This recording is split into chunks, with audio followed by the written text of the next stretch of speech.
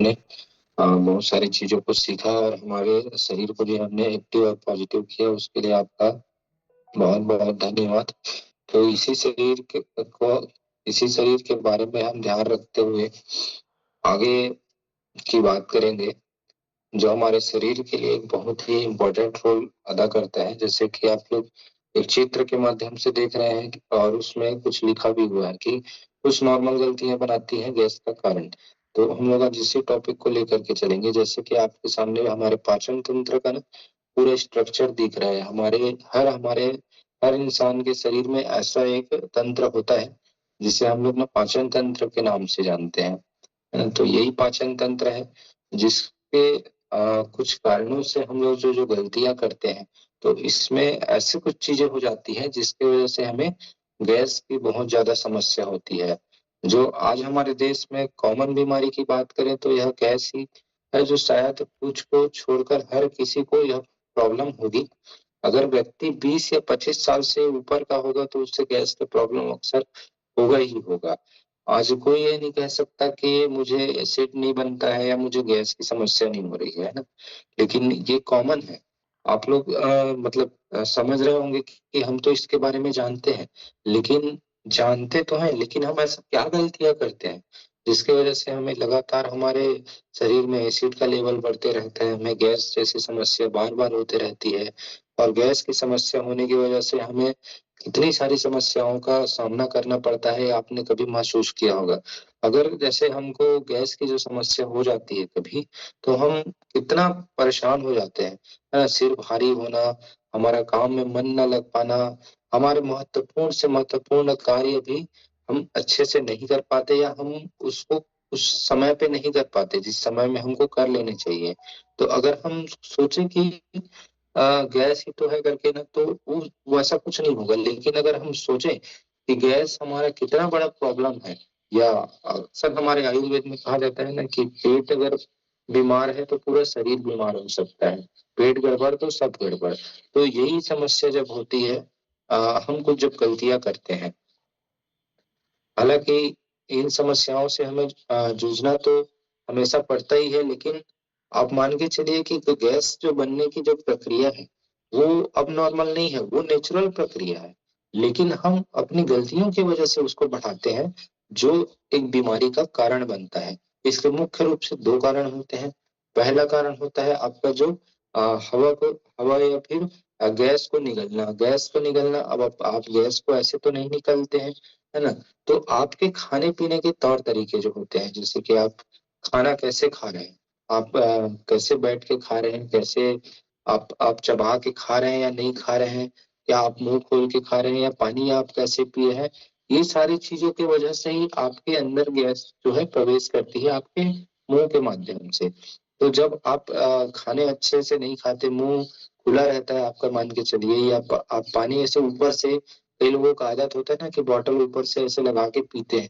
तो ऐसा जब हम करते हैं तो उसमें क्या होता है कि हमारे शरीर में गैस प्रवेश करता है, और गैस हमारा स्टमक से होते हुए छोटी आंत बड़ी आंत में होकर के जाता है, जो हमें कहीं ना कहीं हमारे शरीर में जा करके वो एसिड बढ़ाने या गैस बनाने का काम करता है। तो अगर आप इस तरह की गलतियां अगर कोई करता है तो आज से बिल्कुल ना करें, क्योंकि अगर हवा आपके शरीर के अंदर आ, जाएगी आपकी गलतियों की वजह से, तो भी आपका एसिड लेवल बढ़ने वाला है, या एसिड का कारण बनेगा या गैस का कारण बनेगा। अब उसके बाद आ जाते हैं दूसरी जो कारण।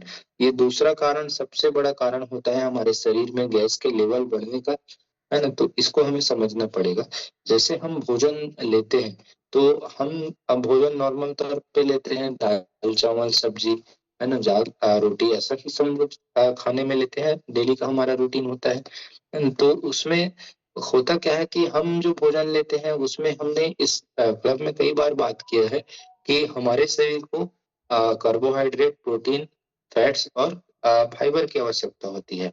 तो होता क्या है कि हम जो खाना खाते हैं उसमें जो प्रोटीन वाले जो तत्व होते हैं, जैसे कि दाल हो गया, है ना, जिसमें प्रोटीन की मात्रा होती है, या कुछ फैट हो गए, तो ऐसे चीजों को पचाने में शरीर को उतना मतलब प्रेशर नहीं करना पड़ता, या उतना प्रॉब्लम नहीं होता है। जैसे प्रोटीन को पचाने के बाद में वह एमिनो एसिड के रूप में उसको तब्दील कर देता है, और फैट को पचाने के बाद में फैटी एसिड के रूप में।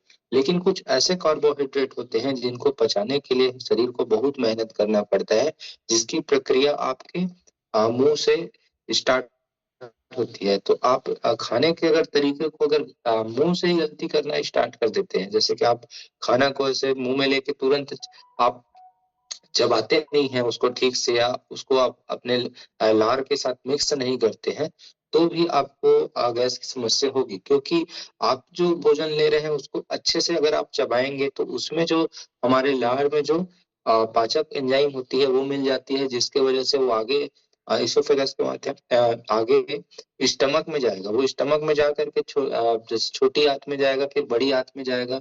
तो ऐसे थोड़ा थोड़ा करके प्रक्रिया से पाचन होते रहती है।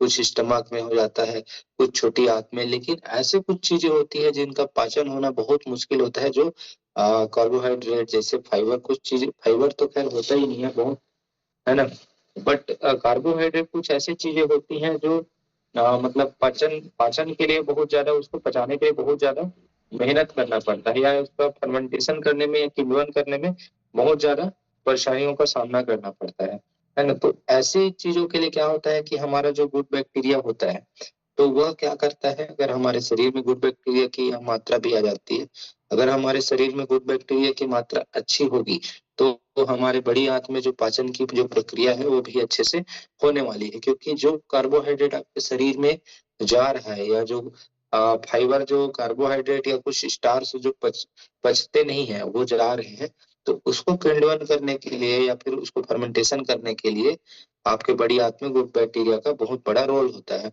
तो गुड बैक्टीरिया की अच्छी मात्रा होगी तो वह उसे अच्छे से पचाएगा, और उसी पचाने के दौरान में ही कुछ गैसें बनती है। लेकिन आप, वैसे तो बनती ही है, वो तो नेचुरल प्रक्रिया है। लेकिन यही गैस जब बहुत ज्यादा मात्रा में बनने लग जाती है, तो आपके पाचन तंत्र में दबाव, या फिर आपके आंतों में फूलन जैसा, मतलब फुलाने जैसा कार्य करता है, या आंतों को तकलीफ देने का जब काम करता है ना, तो गैस की मात्रा जो बढ़ती है, तो यही हमारे लिए बहुत बड़े गैस की बीमारी या गैस का प्रॉब्लम होता है। अब हम तो ये समझ गए कि गैस ऐसे बनता है, लेकिन हमने ये जाना कि भाई ये सारी चीजें तो हो गई, गुड बैक्टीरिया ने फर्मेंटेशन किया, हमारी पाचन की जो प्रक्रिया होती है वो मुंह से स्टार्ट होकर के हमारे स्टमक से, छोटी आंत से बड़ी आंत में हो रही है। ये सारी प्रक्रियाएं तो हमारे शरीर में रोज प्रतिदिन हो रही है। लेकिन हम ऐसी अब क्या क्या ऐसी गलतियां कर लेते हैं जिसकी वजह से हमें गैस जो नेचुरल प्रक्रिया जो होती है वह बढ़ने की वजह से हमारा बीमारी का रूप ले लेता है। तो इसमें सबसे बड़ा जो कारण होता है हमारा हमारा दिनचर्या। अगर हमने अपना दिनचर्या अच्छा नहीं रखा है ना, मान के चलिए कि आप गलत गलत समय में खाना खा रहे हैं, ये सबसे बड़ा समस्या है। जैसे आप मान के चलिए कि आपका जो खाना खाने का जो नियम है ना, आपको कितने समय लंच ले लेना चाहिए, कितने समय आपका डिनर हो जाना चाहिए, कितने समय आपका ब्रेकफास्ट होना चाहिए, कितने समय आपको फाइबर या फ्रूट्स लेने चाहिए। अगर आपने इसको गलत तरीके से लिया, आपने समय का ध्यान नहीं दिया, तो ये बहुत बड़ा कारण बनेगा आपका एसिडिटी का या गैस का। क्यों ऐसा क्यों होगा? क्योंकि हमारे शरीर में हमारे शरीर में अब आप जो भोजन ले या ना ले, तो भोजन को पचाने के लिए एक HCl नाम का जो एसिड जो बनते रहता है ना, वो आपके शरीर में हर 2 से ढाई घंटे में रिलीज होते रहेगा। तो अगर आप समय पे उसका ध्यान ना देंगे खाने का, मान के चलिए आपको ब्रेकफास्ट आप उस समय में नहीं दे रहे हैं जिस समय पे HCl रिलीज हो रहा है, हाइड्रोक्लोरिक एसिड जिस समय रिलीज होगा, उस समय आपने अपने शरीर को भोजन ही नहीं दिया, तो उसको काम करने के लिए कुछ चीज तो मिलेगा नहीं। तो कुछ चीज जब नहीं मिलेगा तो वही कारण होगा आपके एसिड बढ़ने का। जो एसिड रिलीज हो रहा है वो बहुत ज्यादा कम मात्रा में आपके शरीर में बढ़ने लग जाएगा, जिसकी वजह से आप फिर गैस जैसी समस्या होगी, और आप फिर गैस के शिकार हो जाएंगे। तो सबसे बड़ा कारण हमारे दिनचर्या या समय पे हमारा डाइट प्लान ना होना। अगर हम समय पे अपना डाइट लेते हैं, अपना खाना हम समय समय पे करते हैं, तो हम काफी हद तक गैस की समस्या से हम लोग निजात पाएंगे। थोड़ी बहुत समस्या तो होते रहती है, पर लगभग आप 95% तो आपको राहत मिल ही जाएगी। तो ये तो हो गई आपकी दिनचर्या की वजह से। उसके बाद होता है आप जो ज्यादा तेल मसाले वाले जो चीजें खाते हैं। आज के समय में ज्यादा तेल मसाले वाले चीजों का सेवन बहुत ज्यादा मात्रा में बढ़ गया है, जिसको पचाने में हमारे शरीर को बहुत ज्यादा मेहनत करना पड़ता है। जैसे मान के चलिए कि पाचन तंत्र, आप मान के चलिए कि आपके शरीर को कुछ चीजों को पचाने के लिए, है ना, इतना मेहनत करना पड़ेगा, इतना मेहनत करना पड़ेगा। जैसे हम कोई भी काम करते हैं तो कोई चीज आसानी से हो जाता है, और कोई चीज बहुत हमको उसको परेशानी से करना पड़ता है। तो ऐसा स्थिति बन जाता है जब आप तेल मसाले वाली चीजें आपके शरीर में ज्यादा मात्रा में देने लग जाते हैं, तो वह अधिक अधिक समय लेता है। और फर्मेंटेशन की वजह से उसमें जो भी मतलब तत्व होते हैं, उससे बहुत ज्यादा मात्रा में गैसें बनने लग जाती है ना। तो इसकी वजह से भी आपको एसिड का सामना करना पड़ता है या गैस का सामना करना पड़ता है। उसके बाद में जैसे अभी मैंने बताया कि जल्दी जल्दी खाना खाना या अच्छे से ना चबा पाना, ये भी एक बहुत बड़ा कारण है। जैसे कि आप हम लोग कुछ एकदम स्वादिष्ट चीज रहता है जो हमको बहुत पसंद होता है, उसको हम क्या करते हैं कि जल्दी जल्दी चबा के खाते हैं, या जल्दी जल्दी चबा के नहीं खाते हैं, जल्दी जल्दी खाने के प्रयास करते हैं, और उसको अच्छे से हम चबा नहीं पाते हैं।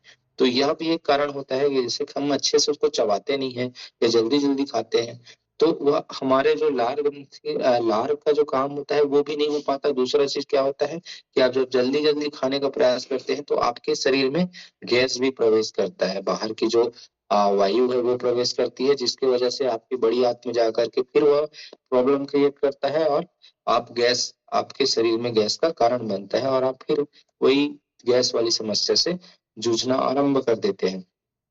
उसके बाद में होता है आ, मान के चलिए कि हमें पानी पानी जैसे हमें पीने के लिए, हम आपने कभी बहुत सुना होगा या हमने यहाँ क्लब में भी कई बार बात करी है कि पानी हमें बैठ के पीना चाहिए, पानी मुंह लगा के पीना चाहिए, या पानी के पीने के तरीके अच्छे होने चाहिए। हम हमें कहीं पर भी चलते टहलते पानी नहीं पीना चाहिए, इस टाइप के हमने बात कई बार किया है।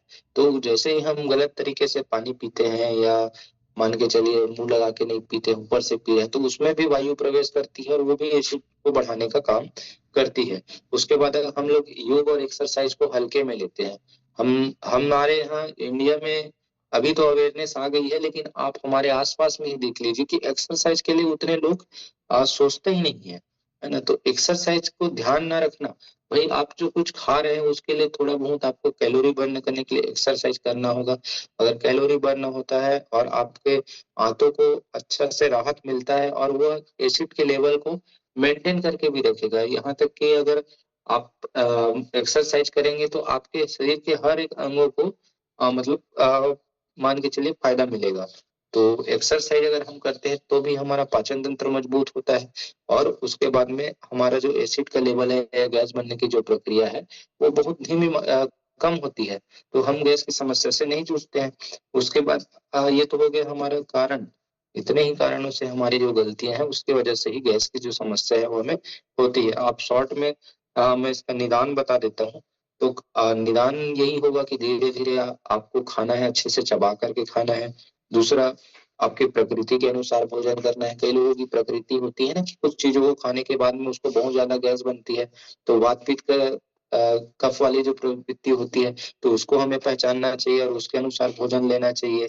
और भोजन नियमित होना चाहिए, नियमित भोजन होना चाहिए मतलब आपके भोजन करने का समय परफेक्ट होना चाहिए कि हमें इतने बजे हम ब्रेकफास्ट लंच डिनर हमको कर ही लेना है। ये आपके आपके लिए बहुत जरूरी है कि अगर आप अपने खाने के समय का ध्यान नहीं रखेंगे तो आप बिल्कुल